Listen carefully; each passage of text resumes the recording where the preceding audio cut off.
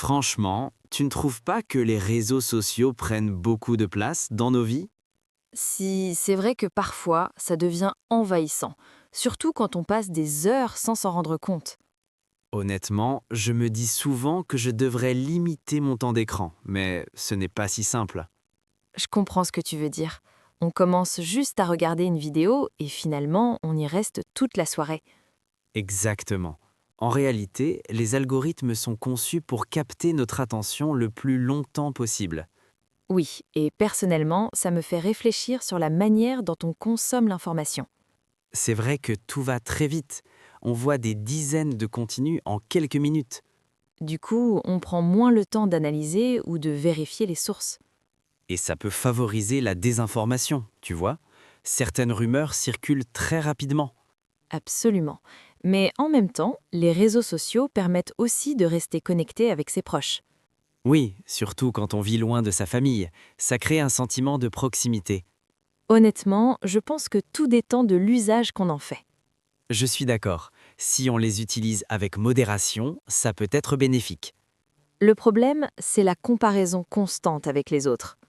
C'est vrai, on a parfois l'impression que tout le monde mène une vie parfaite. Alors qu'en réalité, chacun montre seulement le meilleur côté de sa vie. Franchement, ça peut affecter l'estime de soi, surtout chez les plus jeunes. Oui, c'est pour ça qu'il faut développer un esprit critique et garder du recul. Finalement, les réseaux sociaux ne sont ni totalement positifs, ni totalement négatifs. Exactement. Tout est une question d'équilibre et de responsabilité personnelle. Depuis quelques années, le télétravail s'est largement développé. Tu trouves que c'est une bonne chose? Oui, dans l'ensemble, je pense que c'est une évolution positive, car cela offre plus de flexibilité et permet d'éviter les longs trajets quotidiens. C'est vrai que ne plus passer 2 heures dans les transports change complètement le rythme de la journée et réduit considérablement la fatigue. Absolument. On gagne du temps, on diminue le stress et on peut mieux organiser son emploi du temps selon ses priorités personnelles. Cependant, certaines personnes affirment que le télétravail peut provoquer un sentiment d'isolement et réduire les échanges d'humains. Je comprends cette inquiétude, car le manque d'interaction sociale peut effectivement affecter la motivation et la cohésion d'équipe. Sans oublier qu'il devient parfois difficile de séparer clairement la vie professionnelle de la vie personnelle lorsqu'on travaille à domicile. Exactement. Beaucoup de salariés ont du mal à déconnecter et à fixer des limites précises entre leurs obligations professionnelles et leur temps libre. D'un autre côté, les entreprises réalisent des économies importantes et adoptent un mode de fonctionnement plus moderne et plus flexible. Oui, mais cela exige une grande autonomie, une discipline personnelle rigoureuse et une excellente gestion du temps. Finalement, je pense que le télétravail peut être bénéfique s'il est bien encadré et si les employés sont correctement accompagnés. Je partage ton avis. L'idéal serait un modèle hybride qui combine la présence au bureau et le travail à distance pour préserver l'équilibre. Tu passes beaucoup de temps sur ton ordinateur ces jours-ci. Tu travailles sur un projet? Oui, je me forme toute seule. Je fais de l'auto-formation en ligne. Sérieusement? Et pourquoi tu as choisi cette méthode? Parce que l'université ne suffit pas toujours. J'avais besoin d'approfondir mes compétences et d'apprendre à mon rythme. Et tu arrives à rester motivé sans professeur? Ce n'est pas toujours facile, mais je me fixe des objectifs clairs. Je suis des cours en ligne, je regarde des tutoriels et je pratique régulièrement. Tu apprends dans quel domaine? Le développement digital et la communication. Ce sont des compétences très demandées sur le marché du travail. C'est vrai. Et tu penses que l'auto-formation peut remplacer les études classiques? Pas complètement, mais elle les complète très bien. Elle permet d'être autonome, discipliné et curieux. Je trouve ça impressionnant. Tu as déjà vu des résultats? Oui, clairement. J'ai gagné en confiance et je me sens plus prête pour le monde professionnel. Tu m'as donné envie de commencer moi aussi. Alors lance-toi. Avec de la motivation et de la régularité, tout est possible. Bonjour, je peux vous aider? Bonjour monsieur. Oui, je viens pour le poste de vendeur à temps partiel. J'ai vu votre annonce et elle m'a tout de suite intéressé. Très bien, dites-moi un peu plus sur vous. Je m'appelle Yacine, je suis étudiant en gestion à l'université. Je cherche un travail dans la vente afin de financer mes études et gagner en expérience professionnelle en parallèle. Vous arrivez à concilier travail et études? Oui, je suis très organisé. Mes cours sont surtout le matin, ce qui me laisse du temps l'après-midi et le week-end. Je suis motivé et prêt à m'investir sérieusement. Avez-vous déjà une expérience dans la vente? J'ai travaillé l'été dernier dans une boutique de vêtements. J'étais chargé de l'accueil des clients, du conseil et parfois de la gestion de la casse. Cela m'a appris à être patient, à écouter et à convaincre sans forcer. C'est important ici. Nous cherchons quelqu'un de souriant et à l'aise avec les clients. Justement, le contact humain est ce que j'aime le plus. Je pense que la vente n'est pas seulement une question d'argent, mais aussi de confiance et de communication. C'est une bonne vision. Et à long terme, quels sont vos objectifs ? Mon objectif principal est de réussir mes études, mais aussi de devenir indépendant financièrement. Ce travail me permettrait de développer des compétences utiles pour mon avenir professionnel. Très bien, votre profil correspond à ce que nous recherchons. Nous pouvons commencer par une période d'essai. Merci beaucoup, monsieur. Je ferai de mon mieux pour être à la hauteur. J'en suis sûr. Bienvenue dans l'équipe. Tu ne trouves pas que les réseaux sociaux ont complètement transformé notre manière de communiquer ? Si, absolument. Aujourd'hui, on peut rester en contact avec des personnes à l'autre bout du monde en quelques secondes, ce qui est impressionnant. C'est vrai, mais j'ai l'impression que cette connexion permanente crée aussi une certaine dépendance. Je suis d'accord. Beaucoup de gens passent des heures à faire défiler leur écran sans vraiment s'en rendre compte. Sans parler de la pression sociale. Entre les photos retouchées et les vies idéalisées, il est facile de se comparer aux autres. Exactement. Cela peut nuire à l'estime de soi, surtout chez les jeunes qui sont plus influençables. D'un autre côté, les réseaux sociaux peuvent être un outil formidable pour s'informer et partager des idées. Oui, à condition de vérifier ses sources. La désinformation se propage parfois plus vite que la vérité. Finalement, tout dépend de la manière dont on les utilise. Avec un usage responsable, ils peuvent être très utiles. Je pense pareil. Il faut apprendre à trouver un équilibre entre le monde virtuel et la vie réelle. Tu sais que plus de 80% des gens dans le monde consomment de la caféine ? Oui, surtout pour rester concentré. Mais je me demande toujours comment elle agit vraiment dans le corps. En fait, tout commence dans le système digestif. Après avoir bu un café, la caféine met environ 1 heure pour atteindre son effet maximal. 1 heure ? Je pensais que c'était immédiat. Pas exactement, sauf avec les gommes à la caféine, qui agissent plus vite, environ en 30 minutes. Et dans le cerveau, que se passe-t-il ? La caféine traverse la barrière hémato-encéphalique et agit directement sur le cerveau. Elle ne réveille pas vraiment, elle bloque simplement l'adénosine. L'adénosine ? C'est quoi ? C'est une substance qui provoque la sensation de fatigue. Quand la caféine bloque ses récepteurs, le cerveau ne reçoit pas le message de sommeil. Ah, comme si la fatigue était retardée. Exactement. Imagine des chaises musicales. L'adénosine veut s'asseoir, mais la caféine arrive avant et prend la place. Intéressant, mais il y a sûrement des limites. Oui, la règle est simple, tout excès devient nocif. La dose idéale est d'environ 400 mg par jour. Et si on dépasse cette dose ? On risque la nervosité, l'augmentation de la tension artérielle et la déshydratation. Donc la caféine aide, mais elle ne remplace pas le sommeil. Exactement. Une bonne hygiène de vie reste la meilleure solution pour avoir de l'énergie. As-tu suivi les dernières nouvelles internationales ? C'est le chaos total depuis ce matin. Oui, tu parles de l'annonce choc de Donald Trump sur Truth Social, n'est-ce pas ? Il affirme que les forces spéciales américaines ont capturé Nicolás Maduro et sa femme, Cilia Flores. Exactement. D'après les rapports, c'est la Delta Force qui a mené l'opération à l'aube. Il y a eu des explosions énormes signalées à Caracas, notamment près de la base militaire de Fuerte Tiuna et de l'aéroport de La Carlota. C'est effrayant. J'ai vu les images de colonnes de fumée au-dessus de la capitale. Ce qui est fou, c'est la coïncidence historique. Cette capture intervient exactement 35 ans jour pour jour après l'arrestation du général Noriega au Panama par les Américains. Tu as raison, le symbole est fort. Mais la situation sur place est confuse. La vice-présidente, Delcy Rodriguez, est apparue à la télévision d'État. Elle a admis qu'ils ne savent pas où se trouve le président et a exigé une preuve de vie immédiate de la part de Washington. Ça confirme qu'ils sont totalement pris au dépourvu. D'un autre côté, le ministre de la Défense, Padrino López, essaie de mobiliser les troupes. Il a parlé de former un mur de résistance indestructible contre ce qu'il appelle une agression impérialiste criminelle. Oui, mais on sent la panique. Des frappes ont aussi été signalées dans les États de Miranda et La Guaira. Trump parle d'une frappe à grande échelle, pas juste d'une exfiltration chirurgicale. Et les réactions internationales commencent à tomber.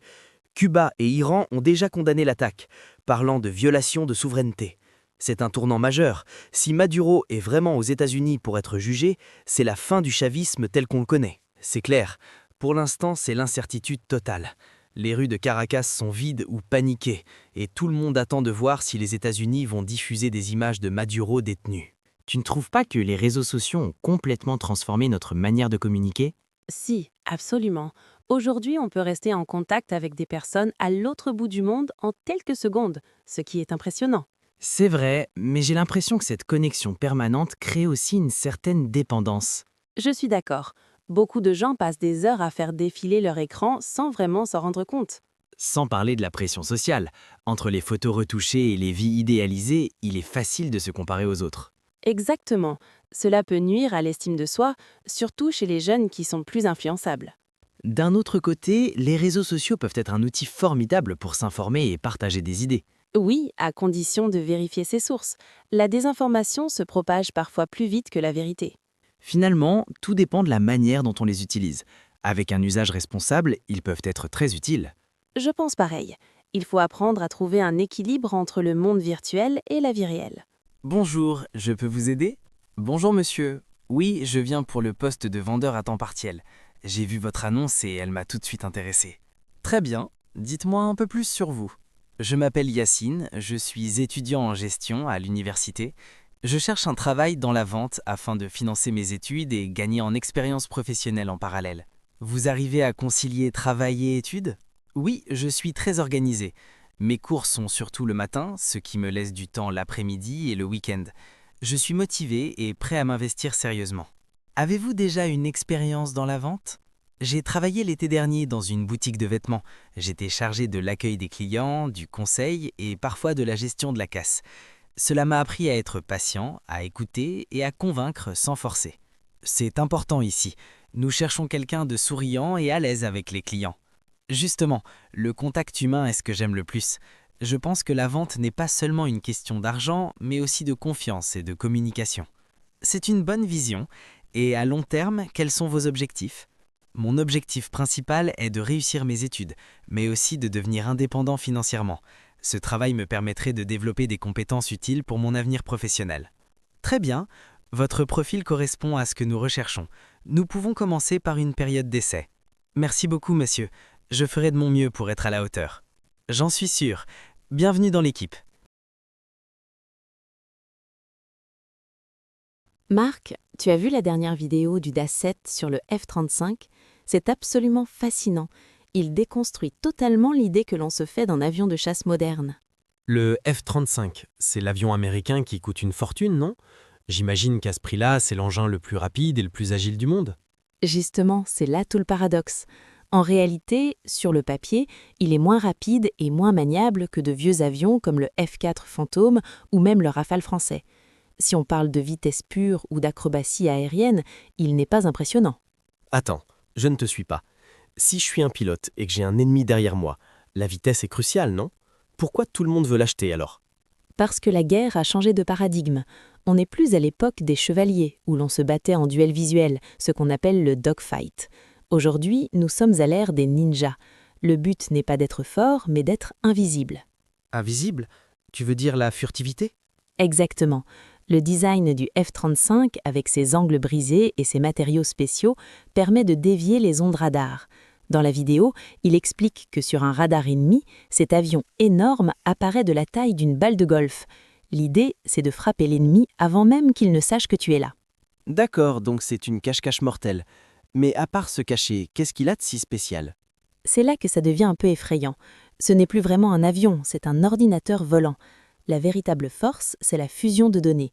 Le pilote porte un casque à réalité augmentée qui coûte une fortune. Il ne regarde plus par la fenêtre pour viser. Il voit à travers la carlingue grâce à des caméras et des capteurs partout. C'est comme de la science-fiction. Pire, c'est comme un jeu vidéo. Le présentateur compare le pilote à un gamer. L'avion gère tout, il collecte les infos, les partage avec les troupes au sol et les navires. Le pilote devient un meneur de jeu. Il voit des points rouges sur un écran, il appuie sur un bouton et la cible est éliminée. C'est glaçant. Ça crée une distanciation énorme.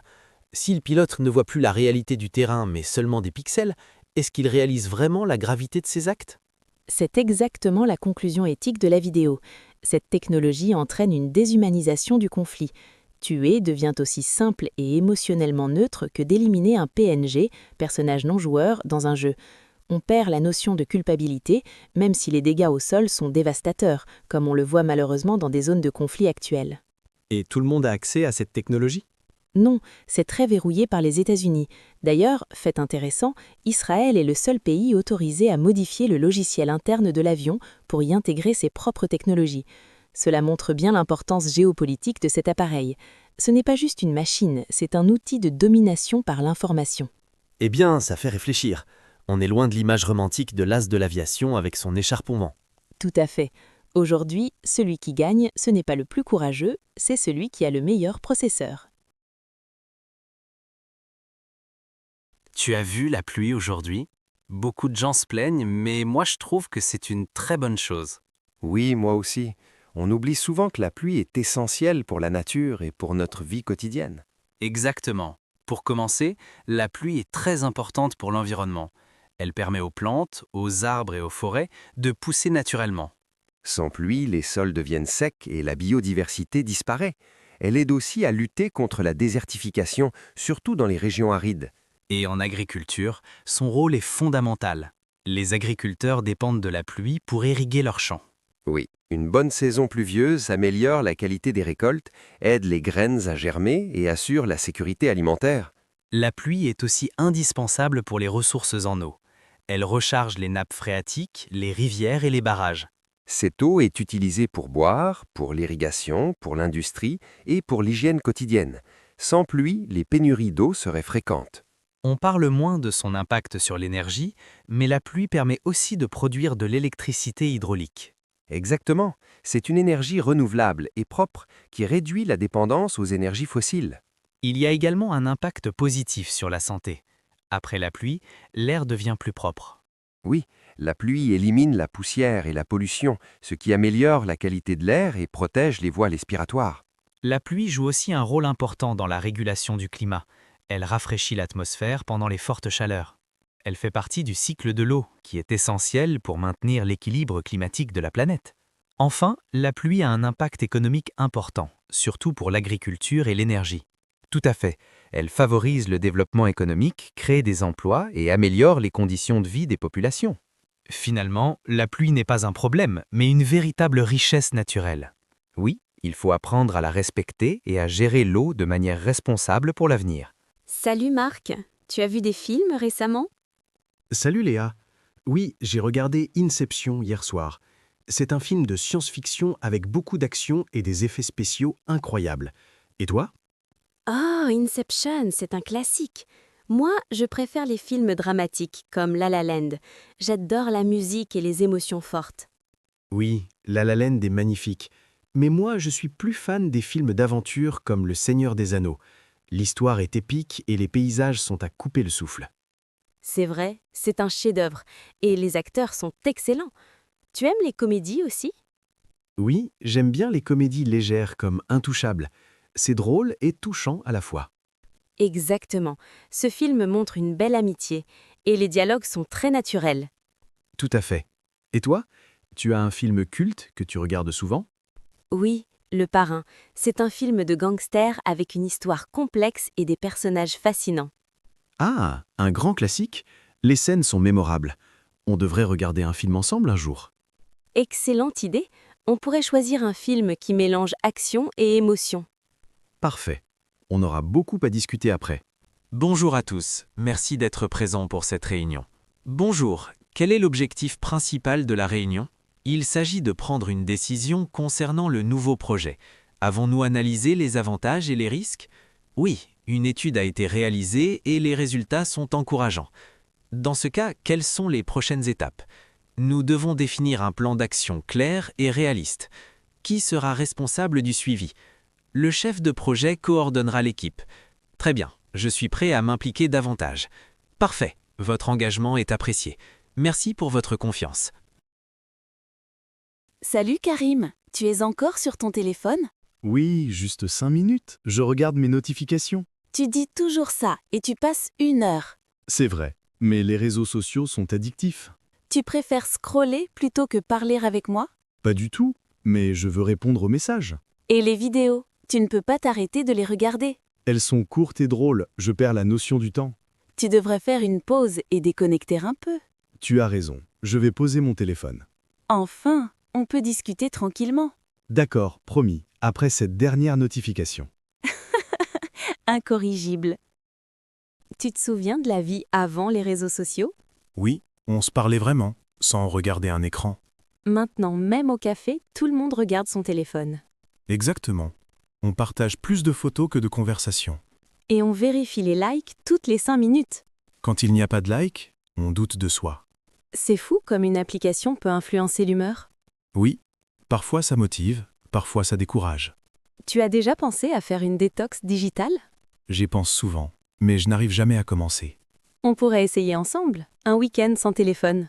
Bonne idée, mais juste après avoir posté cette story. Impossible de te changer. Tu as remarqué comme les réseaux sociaux influencent notre quotidien? Oui, surtout notre façon de communiquer. Avant, on appelait plus souvent. Maintenant, on envoie des messages. C'est vrai, et parfois les discussions deviennent superficielles. Pourtant, les réseaux permettent de rester en contact avec des personnes éloignées. Absolument, mais il faut savoir trouver un équilibre. Tu penses qu'on passe trop de temps en ligne? Honnêtement, oui. On oublie parfois le monde réel. Moi, j'essaie de limiter mon temps d'écran. Bonne idée, ça améliore la concentration. Et ça réduit le stress aussi. Exactement. Se déconnecter fait du bien. Finalement, tout est une question de modération. Je suis entièrement d'accord. Tu achètes souvent en ligne? Oui, c'est rapide et pratique, surtout quand on manque de temps. Tu n'as jamais eu de problème avec une commande? Si, parfois la livraison est en retard. Et la qualité des produits, elle est toujours bonne? Pas toujours. Il faut lire les avis des clients. Moi, j'hésite à cause des paiements en ligne. Je comprends, mais les sites sécurisés sont fiables. Tu compares les prix avant d'acheter? Bien sûr, ça permet de faire des économies. Finalement, le shopping en ligne a beaucoup d'avantages. Oui, à condition d'être prudent. Bonjour à tous, merci d'être présents pour cette réunion. Bonjour, quel est l'objectif principal de la réunion? Il s'agit de prendre une décision concernant le nouveau projet. Avons-nous analysé les avantages et les risques? Oui, une étude a été réalisée et les résultats sont encourageants. Dans ce cas, quelles sont les prochaines étapes? Nous devons définir un plan d'action clair et réaliste. Qui sera responsable du suivi? Le chef de projet coordonnera l'équipe. Très bien, je suis prêt à m'impliquer davantage. Parfait, votre engagement est apprécié. Merci pour votre confiance. Bonjour, faisons un point rapide sur l'avancement des projets. Bonjour, bien sûr, globalement, le travail progresse bien. Avez-vous rencontré des obstacles ou des imprévus? Oui, quelques contraintes techniques ont retardé certaines tâches. Je comprends. Est-ce que les priorités sont bien définies? Pas encore totalement. Nous devons ajuster le planning. Très bien. Merci de me communiquer les nouvelles échéances. D'accord, je vous enverrai une mise à jour détaillée. N'oubliez pas de coordonner avec les autres services. Bien entendu, la collaboration est essentielle. Avez-vous besoin de ressources supplémentaires? Oui, du temps et du soutien de l'équipe seraient utiles. Parfait, je vais voir ce que je peux faire. Merci pour votre écoute et votre disponibilité. Restons en contact pour assurer le bon déroulement. Absolument, je vous tiendrai informé. Bonjour, est-ce que tout se passe bien aujourd'hui? Bonjour, oui, globalement tout va bien, merci. J'avance sur mes tâches. Parfait. Avez-vous terminé le rapport demandé hier? Pas encore complètement, il me manque quelques informations. D'accord. Prenez le temps de vérifier les données avant l'envoi. Très bien, je vais m'en occuper cet après-midi. N'oubliez pas de respecter le délai prévu. Bien sûr, je ferai attention au planning. Avez-vous besoin de matériel ou d'un outil spécifique? Oui, j'aurai besoin d'un accès au logiciel interne. Je vais faire la demande auprès du service informatique. Merci beaucoup, cela facilitera mon travail. En fin de journée, merci de m'envoyer un compte-rendu. D'accord, je vous l'enverrai par email. Excellent, continuez ainsi. Merci pour votre confiance. Bonjour et bienvenue dans l'entreprise. Comment s'est passée votre arrivée? Bonjour, très bien, merci. L'équipe m'a accueilli chaleureusement. Je suis ravi de l'entendre. Cette semaine est surtout dédiée à la formation. Parfait, cela me permettra de mieux comprendre mon rôle. Vous travaillerez principalement avec le service commercial. D'accord. Est-ce que je dois préparer quelque chose? Oui, je vous conseille de lire les documents internes. Très bien, je le ferai dès aujourd'hui. Si vous rencontrez une difficulté, n'hésitez pas à demander de l'aide. Merci, j'apprécie votre soutien. Nous comptons sur votre motivation et votre sérieux. Vous pouvez compter sur moi. Restaurant Le Petit Bistrot, bonjour. Bonjour monsieur. Je vous appelle pour réserver une table pour ce soir, s'il vous plaît. Ce soir, D'accord, c'est pour combien de personnes? nous serons 4 personnes. Un samedi soir pour 4 personnes à la dernière minute. Ça va être compliqué. Vous souhaitiez venir à quelle heure? Idéalement vers 20h si c'est possible. Ah, je suis vraiment navré, monsieur, mais à 20h nous sommes complets. Je n'ai plus aucune table disponible, ni en salle, ni en terrasse. Ah zut, c'est dommage. Vous n'avez vraiment rien? Même une petite table près du bar? Attendez, laissez-moi vérifier. Si vous êtes flexible sur l'horaire, je pourrais vous proposer quelque chose. Est-ce que 21h30 vous conviendrait? C'est le deuxième service. 21h30, c'est un peu tard pour nous. Et plus tôt? J'ai une table qui se libère à 19h pile. Par contre, il faudra impérativement libérer la table avant 21h pour les clients suivants. 19h, c'est un peu tôt, mais c'est mieux que rien. D'accord, on va prendre celle de 19h. On essaiera de ne pas traîner. Ne vous inquiétez pas, 2 heures c'est suffisant pour bien manger. C'est à quel nom? Au nom de Monsieur Dubois. C'est noté, Monsieur Dubois. Une table pour 4 à 19h ce soir. Je peux avoir un numéro de téléphone? Oui, c'est le 06.12.34.56.78. Parfait, merci. À ce soir, monsieur. Merci à vous. Au revoir. Restaurant Le Petit Bistrot, bonjour. Bonjour, monsieur. Je vous appelle pour réserver une table pour ce soir, s'il vous plaît. Ce soir, D'accord, c'est pour combien de personnes? nous serons 4 personnes. Un samedi soir pour 4 personnes à la dernière minute. Ça va être compliqué. Vous souhaitiez venir à quelle heure? Idéalement vers 20h si c'est possible. Ah, je suis vraiment navré, monsieur, mais à 20h nous sommes complets. Je n'ai plus aucune table disponible, ni en salle, ni en terrasse. Ah zut, c'est dommage. Vous n'avez vraiment rien? Même une petite table près du bar? Attendez, laissez-moi vérifier. Si vous êtes flexible sur l'horaire, je pourrais vous proposer quelque chose. Est-ce que 21h30 vous conviendrait? C'est le deuxième service. 21h30, c'est un peu tard pour nous. Et plus tôt? J'ai une table qui se libère à 19h pile. Par contre, il faudra impérativement libérer la table avant 21h pour les clients suivants. 19h, c'est un peu tôt, mais c'est mieux que rien. D'accord, on va prendre celle de 19h. On essaiera de ne pas traîner. Ne vous inquiétez pas, 2 heures c'est suffisant pour bien manger. C'est à quel nom? Au nom de Monsieur Dubois. C'est noté, Monsieur Dubois. Une table pour 4 à 19h ce soir. Je peux avoir un numéro de téléphone? Oui, c'est le 06.12.34.56.78. Parfait, merci. À ce soir, monsieur. Merci à vous. Au revoir. Léo, il a 9h. Je ne sais pas quoi mettre. Il fait un peu frais ce matin, mais je pense que le soleil va chauffer fort à midi. Oui, c'est la saison bizarre entre le printemps et l'été. Moi, je vais mettre un t-shirt léger, mais je vais prendre ma petite veste quand même. On ne sait jamais. C'est une bonne stratégie. J'ai envie de mettre ma robe d'été. Elle est bleue et très jolie. Qu'est-ce que tu en penses? Je pense que c'est trop tôt pour la robe. Le matin, la température est encore basse. Tu risques d'avoir froid si le vent se lève. Tu as probablement raison. Je vais mettre mon pantalon et un pull fin. Et je vais choisir des chaussures fermées. Je peux toujours enlever mon pull plus tard. Exactement. Il faut toujours être prudent en mi-saison. N'oublie pas tes lunettes de soleil si le ciel est dégagé. Bien sûr. Merci pour les conseils. À ce soir, Léa. À ce soir, Sophia. Passe une bonne journée. Léo, il a 9h. Je ne sais pas quoi mettre. Il fait un peu frais ce matin, mais je pense que le soleil va chauffer fort à midi. Oui, c'est la saison bizarre entre le printemps et l'été. Moi, je vais mettre un t-shirt léger, mais je vais prendre ma petite veste quand même. On ne sait jamais. C'est une bonne stratégie. J'ai envie de mettre ma robe d'été. Elle est bleue et très jolie. Qu'est-ce que tu en penses? Je pense que c'est trop tôt pour la robe.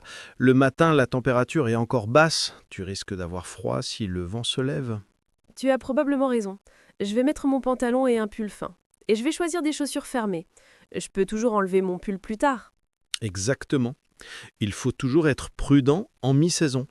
N'oublie pas tes lunettes de soleil si le ciel est dégagé. Bien sûr. Merci pour les conseils. À ce soir, Léa. À ce soir, Sophia. Passe une bonne journée. Salut Hugo. Enfin l'été. Il fait très chaud, j'adore ça. Salut Sophie. Oui, il fait chaud, mais j'aime moins la chaleur forte. Est-ce que tu vas partir en vacances? Bien sûr, je vais aller à la plage avec ma famille. Nous allons rester 2 semaines au bord de la mer. Je veux nager beaucoup et prendre le soleil. Quelle chance! Moi, je ne vais pas aller à la mer cette année. Je préfère la montagne. C'est plus calme et il y a moins de monde. C'est vrai, la montagne c'est beau aussi. Qu'est-ce que tu vas faire là-bas? Tu vas faire de la randonnée? Oui, je veux faire de longues randonnées et je vais emporter mon appareil photo. Le soir, je vais dormir sous la tente. J'aime l'aventure. C'est une belle idée. Mais n'oublie pas ta crème solaire pour la journée. Le soleil est dangereux en été. Tu as raison. Et toi, n'oublie pas tes lunettes de soleil. Bonnes vacances, Sophie. Merci Hugo. Bonnes vacances à la montagne aussi. Regarde, Fabien, c'est l'automne. Il y a déjà beaucoup de feuilles mortes sur le sol. Elles sont rouges et oranges. C'est joli. Oui, les couleurs sont belles, mais le temps est moins sympathique. Il fait gris et frais. Nous devons prendre notre parapluie. J'aime moins le vent et la pluie. J'ai mis mon imperméable ce matin, car j'ai vu la météo. Je n'aime pas être mouillée. C'est normal, c'est le changement de saison. Il faut s'adapter. Moi, j'aime l'atmosphère de l'automne. C'est la rentrée, les études recommencent. C'est vrai. J'ai acheté de nouvelles bottes pour aller à l'université. Et le soir, je prépare une soupe avec des légumes de saison, comme des potirons. C'est délicieux. Une soupe? Très bonne idée pour se réchauffer. Je vais chercher mon pull et je vais faire du thé. Je n'ai pas de cours cet après-midi. J'ai un cours de français. Je dois y aller. Ne perdez pas votre parapluie. Ne vous inquiétez pas. Bon courage pour le cours. À demain. À demain, Fabien. Regarde, Fabien, c'est l'automne. Il y a déjà beaucoup de feuilles mortes sur le sol. Elles sont rouges et oranges. C'est joli. Oui, les couleurs sont belles, mais le temps est moins sympathique. Il fait gris et frais. Nous devons prendre notre parapluie. J'aime moins le vent et la pluie. J'ai mis mon imperméable ce matin, car j'ai vu la météo. Je n'aime pas être mouillée. C'est normal, c'est le changement de saison. Il faut s'adapter. Moi, j'aime l'atmosphère de l'automne. C'est la rentrée, les études recommencent. C'est vrai. J'ai acheté de nouvelles bottes pour aller à l'université. Et le soir, je prépare une soupe avec des légumes de saison, comme des potirons. C'est délicieux. Une soupe? Très bonne idée pour se réchauffer. Je vais chercher mon pull et je vais faire du thé. Je n'ai pas de cours cet après-midi. J'ai un cours de français. Je dois y aller. Ne perdez pas votre parapluie. Ne vous inquiétez pas. Bon courage pour le cours. À demain. À demain, Fabien. Bonjour Marc, quel temps magnifique aujourd'hui. Je suis tellement contente, le soleil brille enfin. Bonjour Julie. Oui, c'est agréable. Ça sent le printemps. Hier, il faisait encore froid et aujourd'hui, on peut enlever le gros pull. Exactement. Regardez mes tulipes. Elles sont magnifiques en rouge et jaune. J'adore quand la nature se réveille. C'est très joli. Moi, je vais planter des légumes. J'ai acheté des graines de tomates et de salade. Il faut préparer la terre maintenant. Le jardinage, c'est une bonne idée. Mais attention, la météo peut changer rapidement. Est-ce qu'il va pleuvoir demain après-midi? J'ai regardé à la télévision. Ils disent qu'il y aura des averses demain après-midi. Mais il fera beau le reste de la semaine. La terre a besoin d'un peu de pluie. Ah, d'accord. Je vais profiter du soleil maintenant pour faire une promenade au parc. On se sent mieux avec cette lumière. Oui, profitez-en bien. Je vais rester ici, j'ai beaucoup de travail dans le potager. À bientôt. À bientôt, Marc. Et bon courage pour les plantations. Bonjour Thomas. Il fait très froid aujourd'hui, n'est-ce pas? Regarde, il neige un peu. Oui, bonjour Marie. C'est le vrai hiver. Il doit faire -3 degrés. Je dois mettre mon gros manteau et mon écharpe en laine. Moi aussi, j'ai mis mes gants et mon bonnet. Sans eux, c'est impossible de rester dehors. Vous sortez? Oui, je dois aller acheter du pain. Mais je préfère rester à la maison au chaud. Et vous, qu'est-ce que vous allez faire cet après-midi? Je vais préparer un chocolat chaud bien crémeux. Après, je vais lire un livre confortablement installé sous une couverture épaisse.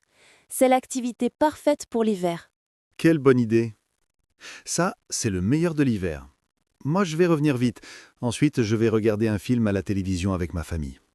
N'oubliez pas vos bottes, le trottoir est un peu glissant avec la neige et le verglas. Ah oui, merci pour le conseil. À bientôt, Marie, et bonne lecture. À bientôt Thomas, et bonne course. Rentrez vite au chou. Je suis ravie que tu aies pris un jour de congé, Sophia. Tu ne t'es pas sentie bien hier? Est-ce que ce sont encore tes allergies qui s'intensifient? Ce n'est pas une simple allergie, Amel. C'est l'humidité ambiante et les moisissures dans mon studio. Le plafond de la salle de bain est en train de s'effriter et le propriétaire ne fait que des réparations de façade qui ne traitent pas le problème structurel. J'ai peur de l'insalubrité constante. Je suis choquée.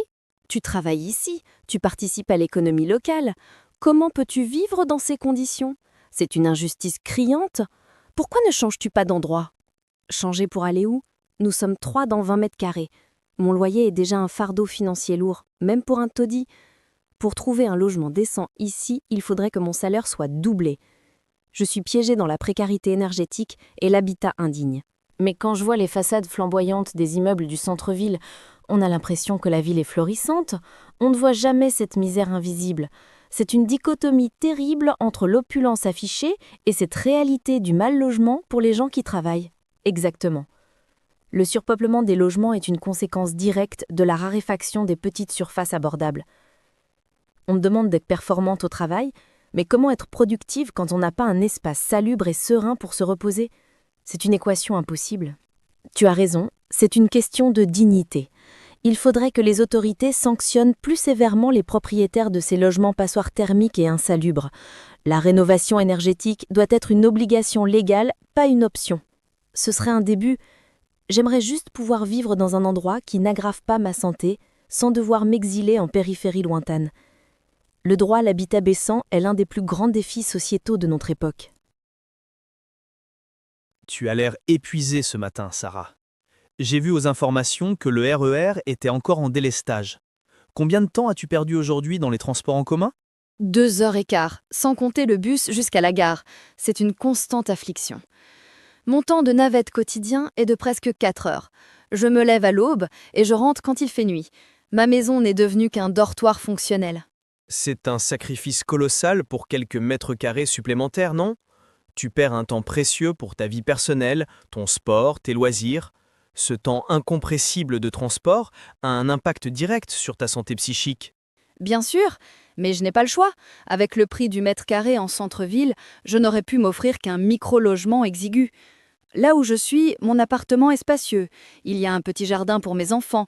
C'est une question de priorisation immobilière face à la pression démographique. C'est une équation terrifiante.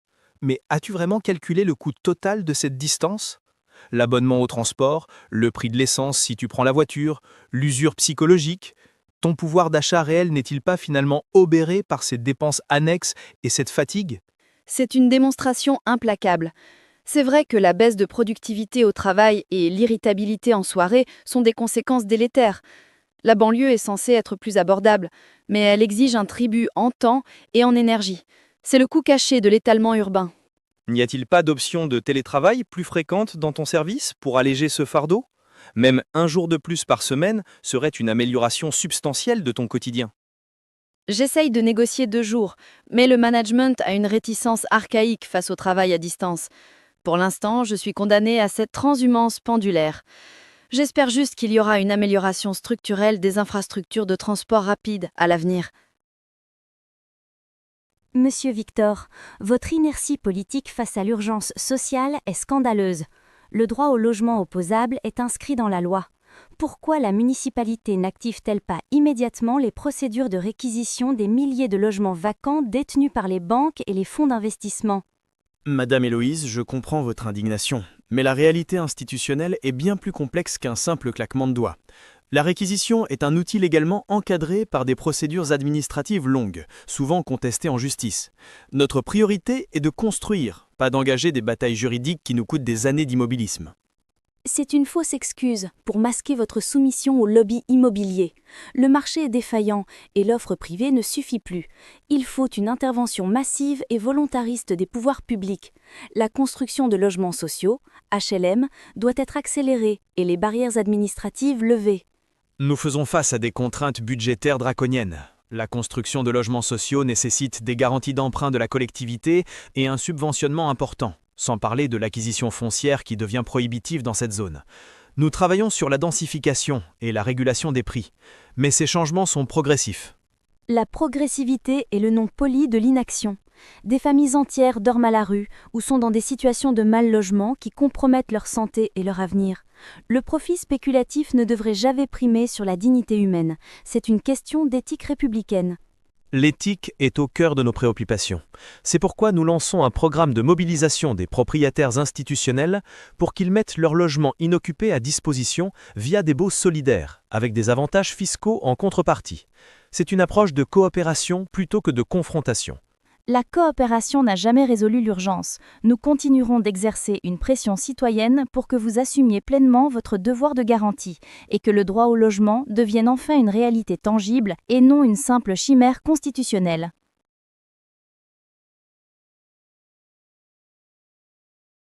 C'est désespérant. Mon bail se termine et je ne trouve absolument rien à louer dans le centre-ville. Chaque annonce qui apparaît est éclipsée en quelques heures, ou alors le prix est prohibitif. La moitié des immeubles semblent avoir été transformés en hôtels déguisés. Je comprends ton ressentiment, David. En tant qu'opératrice du tourisme, je vois bien que la prolifération des locations saisonnières pose un problème structurel pour les résidents. Il y a un véritable détournement des logements de leur vocation première. C'est pire qu'un détournement. C'est de la spéculation foncière pure et simple. Les propriétaires retirent leurs biens du marché locatif classique pour maximiser les marges bénéficiaires sur les touristes. Notre ville est en train de devenir un parc d'attractions où seuls les vacanciers ont leur place. Il faut tout de même nuancer. Le tourisme est un levier économique essentiel pour la région. Il génère des recettes fiscales importantes et soutient l'emploi. Mais oui, la réglementation actuelle est manifestement insuffisante pour endiguer le phénomène. Les villes devraient être plus intransigeantes sur les quotas. Intransigeante ? Il faut une interdiction pure et simple des locations abusives. Mon ancienne voisine, une dame âgée, a été harcelée par son propriétaire qui voulait récupérer son appartement pour le convertir en location premium. C'est l'éviction des plus vulnérables. C'est un cas dramatique et une dérive éthique. Cependant, l'interdiction totale pénaliserait aussi les habitants qui complètent le revenu en louant leur résidence principale quelques semaines par an. Le vrai enjeu, c'est l'identification et la sanction des multipropriétaires qui possèdent un véritable parc immobilier fantôme. Que l'on trouve une solution pérenne rapidement, car le lien social du quartier se désagrège totalement. Les commerces de proximité ferment, remplacés par des magasins de souvenirs, et les voisins ne se connaissent plus. Notre ville perd son âme pour devenir une simple aire de transit. Tu as raison. L'équilibre est précaire. Il faut que la municipalité mette en place un cadastre numérique pour cartographier et contrôler réellement l'usage des logements afin d'assurer un minimum de mixité fonctionnelle en centre-ville. C'est une question de volonté politique.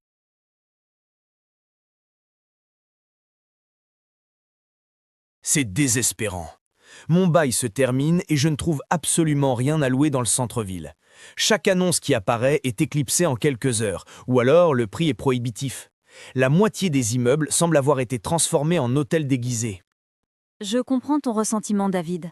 En tant qu'opératrice du tourisme, je vois bien que la prolifération des locations saisonnières pose un problème structurel pour les résidents. Il y a un véritable détournement des logements de leur vocation première. C'est pire qu'un détournement. C'est de la spéculation foncière pure et simple. Les propriétaires retirent leurs biens du marché locatif classique pour maximiser les marges bénéficiaires sur les touristes. Notre ville est en train de devenir un parc d'attractions où seuls les vacanciers ont leur place. Il faut tout de même nuancer. Le tourisme est un levier économique essentiel pour la région. Il génère des recettes fiscales importantes et soutient l'emploi. Mais oui, la réglementation actuelle est manifestement insuffisante pour endiguer le phénomène. Les villes devraient être plus intransigeantes sur les quotas. Intransigeante ? Il faut une interdiction pure et simple des locations abusives. Mon ancienne voisine, une dame âgée, a été harcelée par son propriétaire qui voulait récupérer son appartement pour le convertir en location premium. C'est l'éviction des plus vulnérables. C'est un cas dramatique et une dérive éthique. Cependant, l'interdiction totale pénaliserait aussi les habitants qui complètent le revenu en louant leur résidence principale quelques semaines par an. Le vrai enjeu, c'est l'identification et la sanction des multipropriétaires qui possèdent un véritable parc immobilier fantôme. Que l'on trouve une solution pérenne rapidement, car le lien social du quartier se désagrège totalement. Les commerces de proximité ferment, remplacés par des magasins de souvenirs, et les voisins ne se connaissent plus. Notre ville perd son âme pour devenir une simple aire de transit. Tu as raison. L'équilibre est précaire. Il faut que la municipalité mette en place un cadastre numérique pour cartographier et contrôler réellement l'usage des logements afin d'assurer un minimum de mixité fonctionnelle en centre-ville. C'est une question de volonté politique. Je suis perplexe face à la nouvelle loi sur l'encadrement des loyers. J'ai rénové mon dernier appartement pour offrir une prestation de qualité, mais je ne peux plus appliquer le loyer qui garantirait ma rentabilité locative minimale. Je comprends ton argumentaire économique, Mathieu, mais tu dois saisir la nuance. Le logement est un droit fondamental, pas seulement un produit d'investissement spéculatif. L'encadrement vise à freiner la flambée des prix, qui rend les centres-villes inabordables pour les classes moyennes. Le problème, c'est que la pression fiscale sur les propriétaires est déjà considérable. Si je ne peux pas répercuter mes coûts de rénovation et les taxes sur le loyer, quel est mon intérêt pécuniaire à maintenir un bien en parfait état ? Cela risque d'inciter à la rétention des biens ou à la dégradation progressive. Mais ce n'est pas une fatalité. Les propriétaires ont une responsabilité sociale intrinsèque. Tu n'es pas seulement un investisseur, tu fournis un besoin essentiel. L'objectif n'est pas de décourager l'investissement, mais de garantir la décence et l'équité. Nous devons trouver un compromis viable entre le marché et le social. Un compromis ? J'ai l'impression d'être le seul à faire des concessions. Je passe des heures à gérer les impayés et les risques locatifs, alors que le locataire bénéficiait de la protection juridique maximale. J'envisage sérieusement de vendre et de placer mon capital dans des actifs moins contraignants. Si tous les petits propriétaires font ça, on va assister à une monopolisation du marché par les grands fonds. Et là, tu verras ce que c'est que la vraie spéculation agressive. Tu as le choix d'être un acteur responsable. Pourquoi ne pas cibler des locataires dont le profil financier est stable, mais qui sont exclus du marché classique ? C'est une perspective intéressante. Peut-être que je devrais revoir mon prisme. Considérer la stabilité du locataire comme une plus-value plus importante que le loyer maximal. Cela demande une réorientation stratégique de mon approche. Exactement. L'éthique n'est pas antinomique avec la gestion saine. Si tu offres un logement décent à un prix juste, tu réduis la vacance locative et tu contribues positivement à la cohésion urbaine. C'est un cercle vertueux. Je suis perplexe face à la nouvelle loi sur l'encadrement des loyers. J'ai rénové mon dernier appartement pour offrir une prestation de qualité, mais je ne peux plus appliquer le loyer qui garantirait ma rentabilité locative minimale. Je comprends ton argumentaire économique, Mathieu, mais tu dois saisir la nuance. Le logement est un droit fondamental, pas seulement un produit d'investissement spéculatif.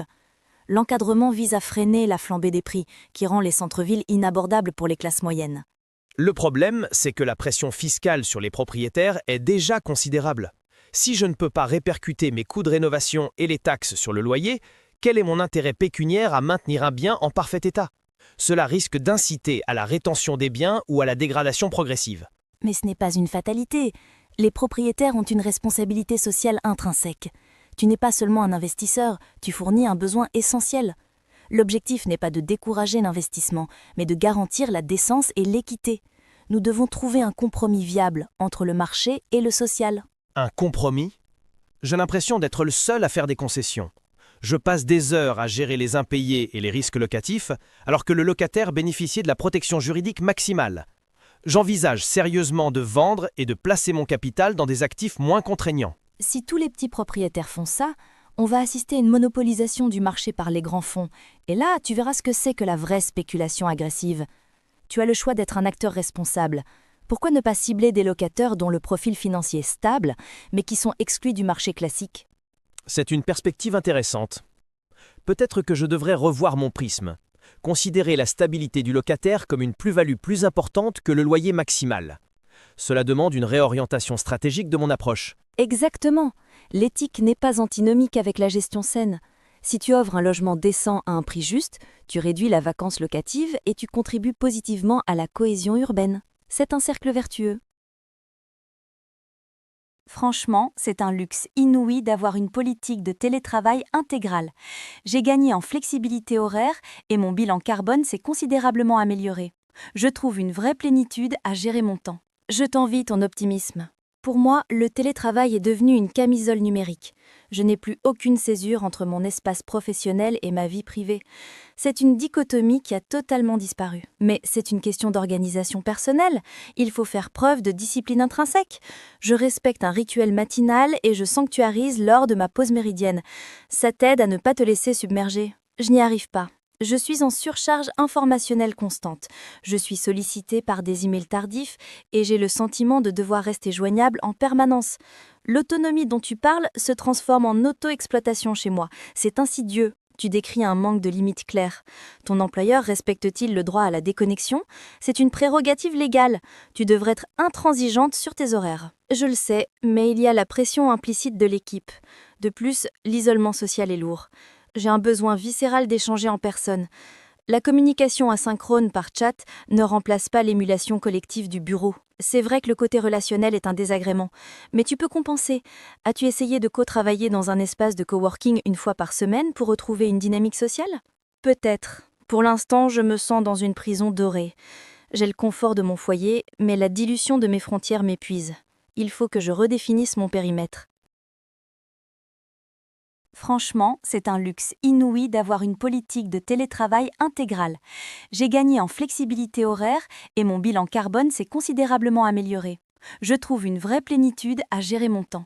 Je t'envie ton optimisme. Pour moi, le télétravail est devenu une camisole numérique. Je n'ai plus aucune césure entre mon espace professionnel et ma vie privée. C'est une dichotomie qui a totalement disparu. Mais c'est une question d'organisation personnelle. Il faut faire preuve de discipline intrinsèque. Je respecte un rituel matinal et je sanctuarise lors de ma pause méridienne. Ça t'aide à ne pas te laisser submerger. Je n'y arrive pas. Je suis en surcharge informationnelle constante. Je suis sollicitée par des emails tardifs et j'ai le sentiment de devoir rester joignable en permanence. L'autonomie dont tu parles se transforme en auto-exploitation chez moi. C'est insidieux. Tu décris un manque de limites claires. Ton employeur respecte-t-il le droit à la déconnexion? C'est une prérogative légale. Tu devrais être intransigeante sur tes horaires. Je le sais, mais il y a la pression implicite de l'équipe. De plus, l'isolement social est lourd. J'ai un besoin viscéral d'échanger en personne. La communication asynchrone par chat ne remplace pas l'émulation collective du bureau. C'est vrai que le côté relationnel est un désagrément, mais tu peux compenser. As-tu essayé de co-travailler dans un espace de coworking une fois par semaine pour retrouver une dynamique sociale? Peut-être. Pour l'instant, je me sens dans une prison dorée. J'ai le confort de mon foyer, mais la dilution de mes frontières m'épuise. Il faut que je redéfinisse mon périmètre. Ah, je suis épuisée nerveusement, Marc. J'ai l'impression d'être constamment en dette de sommeil. On m'a refusé mon week-end, j'ai ce dossier capital à finaliser et je n'arrive pas à me résoudre à le rendre tant qu'il n'est pas impeccable. Léa, calme-toi. Tu es dans un état de surcharge cognitive manifeste. Regarde tes cernes. Tu es en train de tomber dans le piège du perfectionnisme chronique. Tes livrables sont toujours d'une qualité irréprochable, mais à quel prix pour ta santé psychique? Je ne peux pas faire autrement. C'est comme une impulsion intrinsèque. Si je fais une erreur, même minime, je ressens une anxiété débilitante. Je crains d'être démantelée par la hiérarchie pour une simple coquille. C'est une autocritique excessive, Léa. Tu es la meilleure de l'équipe. Mais cette exigence démesurée te mène droit au syndrome d'épuisement professionnel ou burn-out. Tu dois décloisonner ta vie. Quand as-tu pris une vraie pause méridienne la dernière fois? Je mange mes sandwichs en rédigeant des notes de synthèse. Je me dis que chaque minute est un gain de productivité. Mais au final, je suis moins efficace et mon seuil de tolérance à la frustration est proche de zéro. C'est le paradoxe du travailleur acharné. L'hyper-engagement conduit à l'épuisement et la désorientation. Tu dois réapprendre à déléguer certaines tâches annexes ou au moins à hiérarchiser ce qui est essentiel de ce qui est accessoire. Il faut savoir lâcher du lest. Accepter l'imperfection constructive. Mais si j'allège ma charge, ils vont penser que je n'ai plus la motivation ou l'abnégation nécessaire. La pression dans cette entreprise est omniprésente. La culture d'entreprise ne doit pas devenir une instrumentalisation de ton bien-être. C'est à toi de poser tes limites intangibles. Si tu tombes en panne, c'est toute l'équipe qui est pénalisée. Pense à ta qualité de vie, pas uniquement à ta performance trimestrielle. Va voir les ressources humaines pour discuter de la prévention des risques psychosociaux. C'est leur prérogative. Peut-être as-tu raison. J'ai besoin d'une véritable césure. Je ne veux pas atteindre le point de non-retour où l'apathie remplace l'ambition. Ah, je suis épuisée nerveusement, Marc.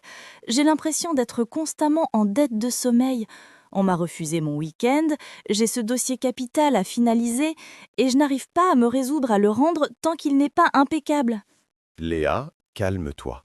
Tu es dans un état de surcharge cognitive manifeste. Regarde tes cernes, tu es en train de tomber dans le piège du perfectionnisme chronique. Tes livrables sont toujours d'une qualité irréprochable, mais à quel prix pour ta santé psychique? Je ne peux pas faire autrement. C'est comme une impulsion intrinsèque. Si je fais une erreur, même minime, je ressens une anxiété débilitante. Je crains d'être démantelée par la hiérarchie pour une simple coquille. C'est une autocritique excessive, Léa. Tu es la meilleure de l'équipe. Mais cette exigence démesurée te mène droit au syndrome d'épuisement professionnel ou burn-out. Tu dois décloisonner ta vie. Quand as-tu pris une vraie pause méridienne la dernière fois? Je mange mes sandwichs en rédigeant des notes de synthèse. Je me dis que chaque minute est un gain de productivité. Mais au final, je suis moins efficace et mon seuil de tolérance à la frustration est proche de zéro. C'est le paradoxe du travailleur acharné. L'hyper-engagement conduit à l'épuisement et la désorientation. Tu dois réapprendre à déléguer certaines tâches annexes, ou au moins à hiérarchiser ce qui est essentiel de ce qui est accessoire. Il faut savoir lâcher du lest, accepter l'imperfection constructive. Mais si j'allège ma charge, ils vont penser que je n'ai plus la motivation ou l'abnégation nécessaire. La pression dans cette entreprise est omniprésente. La culture d'entreprise ne doit pas devenir une instrumentalisation de ton bien-être. C'est à toi de poser tes limites intangibles. Si tu tombes en panne, c'est toute l'équipe qui est pénalisée. Pense à ta qualité de vie, pas uniquement à ta performance trimestrielle. Va voir les ressources humaines pour discuter de la prévention des risques psychosociaux. C'est leur prérogative. Peut-être as-tu raison. J'ai besoin d'une véritable césure. Je ne veux pas atteindre le point de non-retour où l'apathie remplace l'ambition. Je ne t'ai jamais vue aussi radieuse et aussi stressée en même temps. Sérieusement, un atelier de céramique après 15 ans dans la stratégie commerciale? Tu as vraiment fait une rupture conventionnelle pour ça? Une rupture radicale, oui. Mon ancienne vie n'était plus qu'une façade luxueuse. J'avais un statut social enviable, un salaire exorbitant, mais je ressentais une vacuité existentielle profonde. Ce n'était que du paraître. Je comprends le manque de satisfaction intrinsèque, mais c'est un saut dans le vide, Héloïse. À notre âge, on recherche la sécurité patrimoniale. Comment vas-tu t'assurer des revenus pérennes avec des vases et des tasses? L'aspect financier est mon principal facteur de stress. J'ai mis de côté pour assurer la transition, bien sûr, mais l'urgence, ce n'est plus l'accumulation de capital, c'est de retrouver l'alignement entre mes valeurs et mon quotidien professionnel.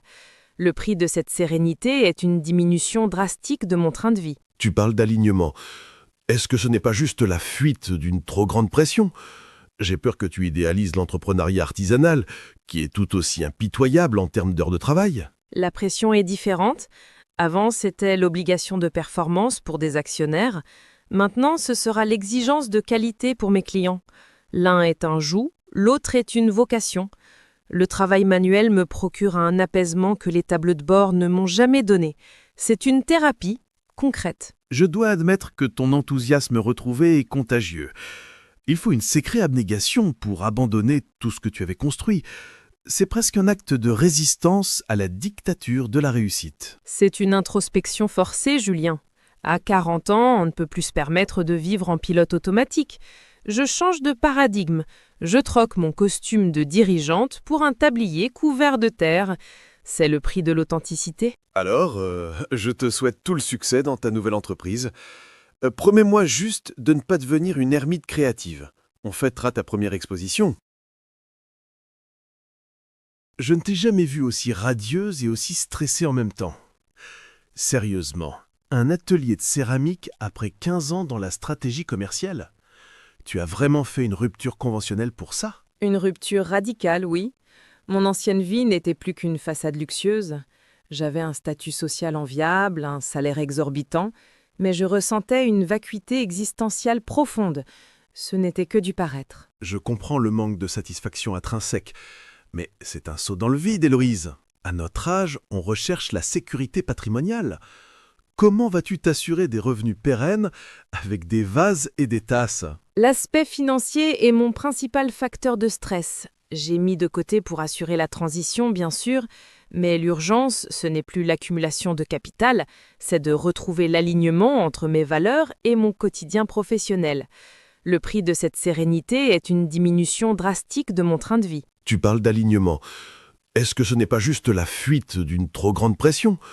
J'ai peur que tu idéalises l'entrepreneuriat artisanal, qui est tout aussi impitoyable en termes d'heures de travail. La pression est différente. Avant, c'était l'obligation de performance pour des actionnaires. Maintenant, ce sera l'exigence de qualité pour mes clients. L'un est un joug, l'autre est une vocation. Le travail manuel me procure un apaisement que les tableaux de bord ne m'ont jamais donné. C'est une thérapie concrète. Je dois admettre que ton enthousiasme retrouvé est contagieux. Il faut une sacrée abnégation pour abandonner tout ce que tu avais construit. C'est presque un acte de résistance à la dictature de la réussite. C'est une introspection forcée, Julien. À 40 ans, on ne peut plus se permettre de vivre en pilote automatique. Je change de paradigme. Je troque mon costume de dirigeante pour un tablier couvert de terre. C'est le prix de l'authenticité. Alors, je te souhaite tout le succès dans ta nouvelle entreprise. Promets-moi juste de ne pas devenir une ermite créative. On fêtera ta première exposition. Je suis sincèrement ravi de ton enthousiasme pour ton projet de maroquinerie. Mais parlons chiffres. Est-ce que ce métier d'artisanat peut vraiment offrir une viabilité économique? La question n'est pas uniquement la rentabilité immédiate. Je cherche un travail porteur de sens. Le marché est saturé de produits de consommation de masse. Je veux offrir une alternative éthique et durable. Un idéal louable, certes, mais l'idéalisme ne paye pas les factures. Tu as le potentiel pour une carrière de cadre supérieur, un poste à haute responsabilité, avec un chiffre d'affaires conséquent. Ne gâche pas ton bagage académique. La reconnaissance sociale et le salaire à 6 chiffres, c'est ton prisme de réussite. Moi, je valorise la qualité de vie au travail. QVT. Je préfère une rémunération modeste et être libre de ma ligne directrice que de vivre sous la contrainte d'un mandat qui m'aliène. L'aliénation, ce sont des mots d'étudiants. La réalité est que la précarité est un risque. Pense à l'investissement initial pour ton atelier. As-tu dressé un plan de financement? Une étude de marché sérieuse? Mon business plan est prêt? Je même sollicité une micro-subvention pour l'équipement. Je suis consciente des difficultés inhérentes au lancement, mais le bien-être psychologique que m'apporte la création est un dividende bien plus précieux qu'une prime annuelle. Je crains que tu ne fasses preuve de trop d'utopie. Le plafond de verre de l'artisanat est bas. Réfléchis bien, ma chérie. La sécurité de l'emploi est un privilège, pas une fatalité. La plus grande précarité pour moi serait de me réveiller à 40 ans dans un poste que je déteste, avec l'amertume de n'avoir pas osé. Laisse-moi bâtir ma propre définition du succès. Je suis sincèrement ravi de ton enthousiasme pour ton projet de maroquinerie. Mais parlons chiffres. Est-ce que ce métier d'artisanat peut vraiment offrir une viabilité économique? La question n'est pas uniquement la rentabilité immédiate. Je cherche un travail porteur de sens. Le marché est saturé de produits de consommation de masse. Je veux offrir une alternative éthique et durable. Un idéal louable, certes, mais l'idéalisme ne paye pas les factures. Tu as le potentiel pour une carrière de cadre supérieur, un poste à haute responsabilité, avec un chiffre d'affaires conséquent. Ne gâche pas ton bagage académique. La reconnaissance sociale et le salaire à 6 chiffres, c'est ton prisme de réussite. Moi, je valorise la qualité de vie au travail. QVT. Je préfère une rémunération modeste et être libre de ma ligne directrice que de vivre sous la contrainte d'un mandat qui m'aliène. L'aliénation, ce sont des mots d'étudiants. La réalité est que la précarité est un risque. Pense à l'investissement initial pour ton atelier. As-tu dressé un plan de financement? Une étude de marché sérieuse? Mon business plan est prêt? Je même sollicité une micro-subvention pour l'équipement. Je suis consciente des difficultés inhérentes au lancement, mais le bien-être psychologique que m'apporte la création est un dividende bien plus précieux qu'une prime annuelle. Je crains que tu ne fasses preuve de trop d'utopie. Le plafond de verre de l'artisanat est bas. Réfléchis bien, ma chérie. La sécurité de l'emploi est un privilège, pas une fatalité. La plus grande précarité pour moi serait de me réveiller à 40 ans dans un poste que je déteste, avec l'amertume de n'avoir pas osé. Laisse-moi bâtir ma propre définition du succès. Franchement, Maya, je ne comprends pas pourquoi tu ne m'as pas prévenue hier. J'ai attendu plus d'1 heure au café pour rien. Je sais, je suis désolée.